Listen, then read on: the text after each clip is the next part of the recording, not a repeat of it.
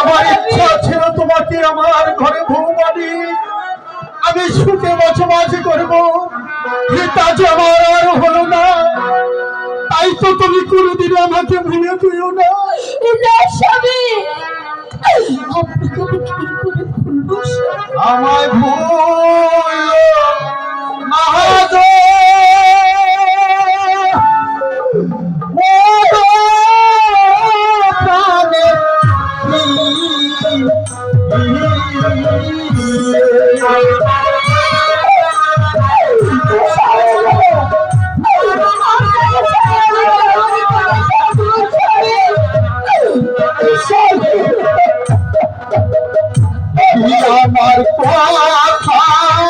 আমার কথা হয়ে গিয়ে গো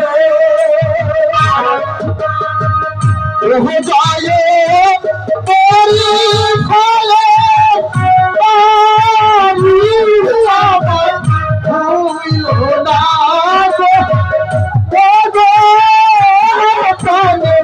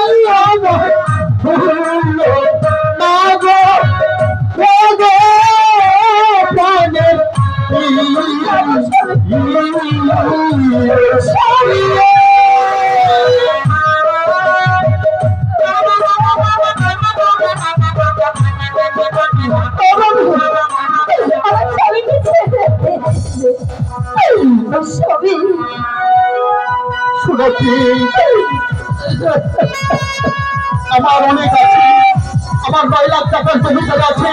তাই তো সব দিয়ে তুমি আমার মামলা করো জানি। আমি তো আর বলে যেতে পারলাম না।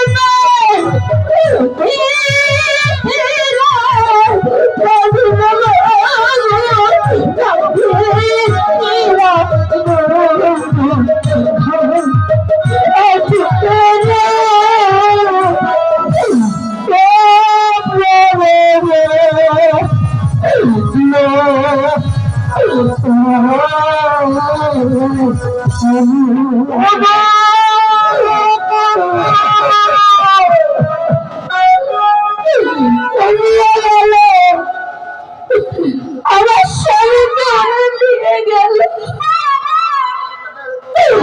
কেমন করে আমি আমার স্বামীকে মুক্ত করবো আল্লাহ? মনের কাকে তুই রঙলি করে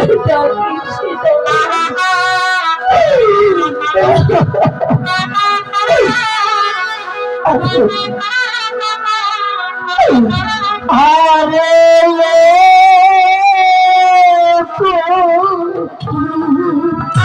যাইকো না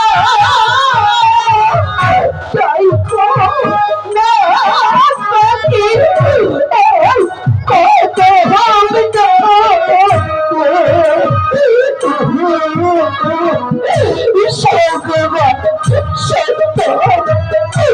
সুখের তলে আমার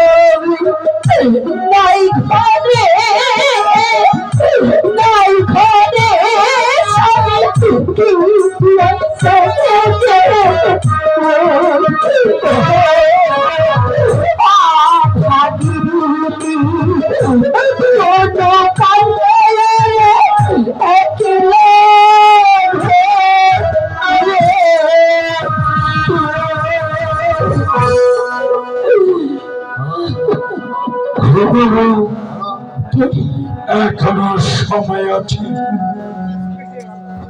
তোমার স্বামীকে বাঁচাতে হলে আমার প্রস্তাবে তুমি রাজি হয়ে যাও। কাকা, আপনি এসেছেন কাকা। রেখে দাও তোমার কাকা টাকা। আমি কারো কাকা নই। আমি তাই তোতাকে যেভাবে মুক্তি করতে হয়, তুমি কি চাও না? আমি চাই কাকা, আমার স্বামীকে মুক্ত করতে আমি চাই। আমি আপনার পায়ে পড়ছি কাকা। পায়ে ধরতে হবে না, মুক্তির একটি পথ রয়েছে।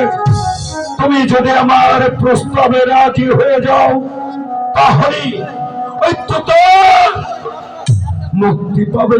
প্রস্তাব? হ্যাঁ, কিসের প্রস্তাব? আমি তোমাকে দিয়ে কাকা! টাকা টাকা বলেছি, রেখে দাও। আপনি কি বলছেন কাকা? হ্যাঁ, আমি হচ্ছি আপনার ভ্রাতুষ্পুত্র। আপনি আমার বাপের সঙ্গে। রেখে দাও বাতাস। আমি বলছি, তুমি কি রাজি হবে কিনা? তুমি কি চাও না তো আমি তোমার বুকে ফিরে আসুক? হ্যাঁ, চাই। তাহলে আমার প্রস্তাবে তোমাকে রাজি হতে হবে। মেহেরবান খোদা, আমি যদি এই মুহূর্তে শয়তানের কথা মতো কাজ না করি, ওর সঙ্গে ছলনার আশ্রয় না নিই, তাহলে আমি আমার ইজ্জত রক্ষা করতে পারবো না খোদা। আমাকে যে ওনার সঙ্গে ছলনা করতে হবে, তুমি আমাকে শক্তি দিও খোদা, তুমি আমাকে শক্তি দিও। বলো বলি, তুমি কি রাজি হয়েছ? হ্যাঁ, এখন ভেবে দেখলাম কি দেখলে বলো? যে জীবন থেকে চলে গেছে হ্যাঁ, হ্যাঁ, তাকে আর ভেবে কি লাভ? তো যে সামনে আছে তাকে নিয়েই সামনের পথ আগানো দরকার, তাই তো? আমি আপনার প্রস্তাবে রাজি, কিন্তু কি আর বলো? আমার 3টি শর্ত আছে। 3টি শর্ত? হ্যাঁ, শর্ত। বলো তোমার কি শর্ত? আমার প্রথম শর্ত হচ্ছে আপনার স্ত্রীকে তালাক দিতে হবে। কেন? কারণ আমি হচ্ছি একজন যুবতী নারী, হ্যাঁ, সবে মাত্র আপনাকে আমার জীবতে পাবো, আর আমি চাই না কোন সতীনের জ্বালা যন্ত্রণা আমি সবসময় আপনাকে কাছে আগাভাগি চাই না। শোনো, কোনো এরকম 10টি নারীর ভরণ পোষণ দেওয়ার ক্ষমতা আমার রয়েছে। এখানে ভরণ পোষণের কোনো প্রশ্ন আসেনি, এসেছে হচ্ছে যতদিন বাঁচবো এই পৃথিবীতে ততদিন শুধু আপনি আর আমি, মাঝখানে কেউ থাকুক সেটা আমি চাই না। আপনি কি চান না সারাচ্ছ জীবন রঙ্গ রসে আমরা দুজন প্রেম সাগরে ভেসে বেড়াই? হ্যাঁ, এটাই তুমি চাই। ঠিক আছে, তোমার প্রথম শর্ত আমি মেনে নিলাম। আর শুনুন, প্রশ্ন হচ্ছে আপনার কন্যা স্বরূপ যান, হ্যাঁ, তাকে বনবাস দিতে হবে। ঠিক আছে, আমি তাও তাকে বনবাস। এই তো। আর 3য় শর্ত হচ্ছে আপনার যে 9 লক্ষ টাকার জমিদারি আছে তা আমার নামে উল্লেখ করে দিতে হবে। বলুন রাজি? আমি রাজি। একটু অপেক্ষা তুমি করো, আমি এই মুহূর্তে দলিলটা নিয়ে আসছি। ঠিক আছে। শয়তান, এই শয়তানের মুখোশ আমি খুলবই, এমন অবস্থা করব যে এই পৃথিবীতে কখনো মুখই দেখাতে পারবে না।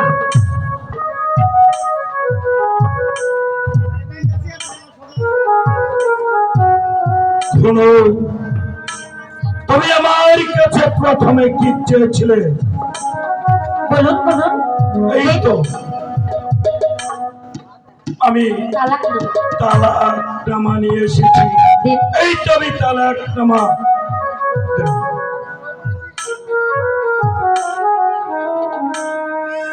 বাহ, খুব সুন্দর। কিন্তু আপনার মেয়েকে যে বনবাসে দিয়েছেন তাকে আমি বনবাসে পাঠিয়েছি। আমি যাব না, যেতেই যেতে হবে, আমি বনবাসে যাব না।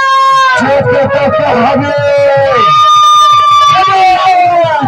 কে তোর পিতা? তোর পিতা বলতে কিছুই নেই। বলো। ঠিক বলেছেন। এবার আপনার 9 লক্ষ টাকার দলিল নামা। অবশ্যই আমি তাও লিখে নিয়ে এসেছি। এই নাও তোমার 9 লক্ষ টাকার জমিদারি।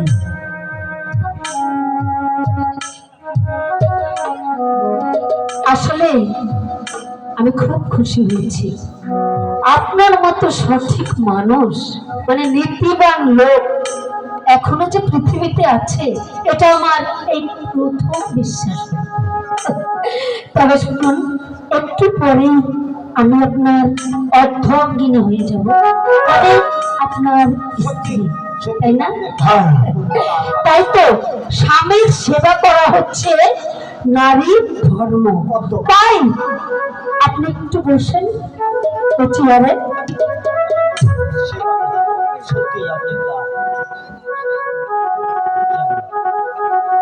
আপনাকে আমি ভক্তি করি, মানে সালাম করি।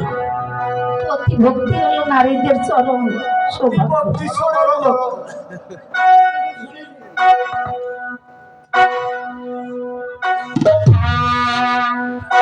আরে আমার চাচা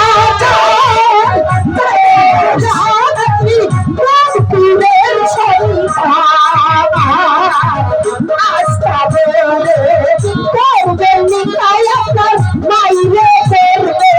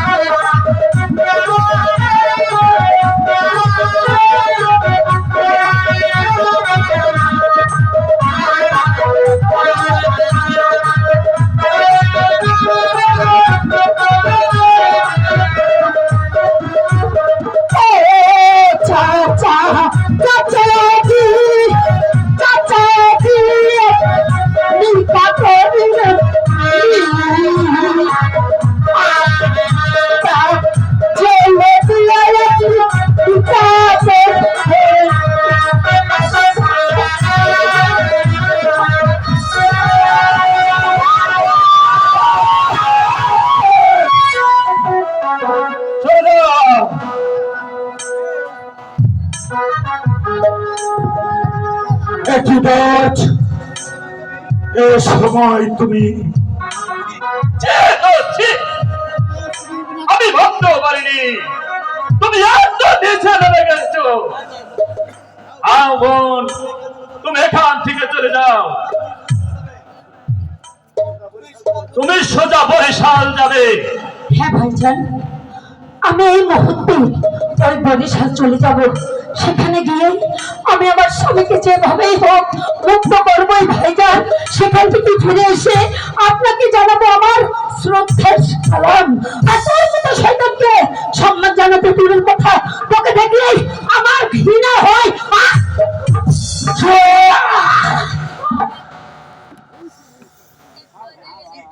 ছি গো ছি, তুমি এমন বুদ্ধিহীন।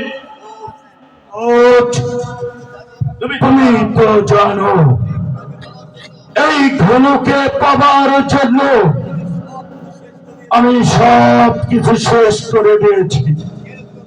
কেন তুমি মুক্ত করে দিলে ঘনকে?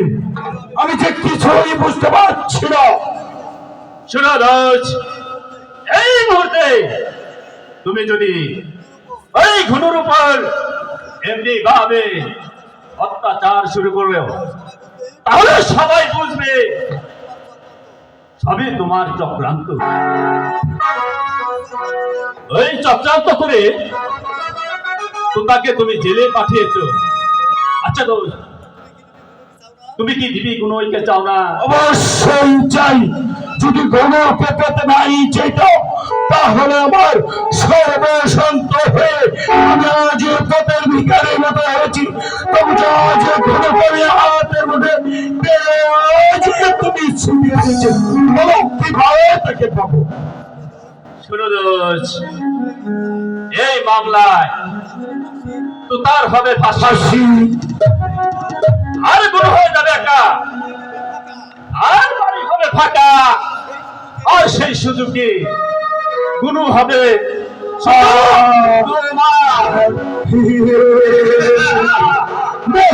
এত বুদ্ধি তোমার, আগে কখনো ভাবিনি তোমার মাথা বুদ্ধি লুকিয়ে আছে।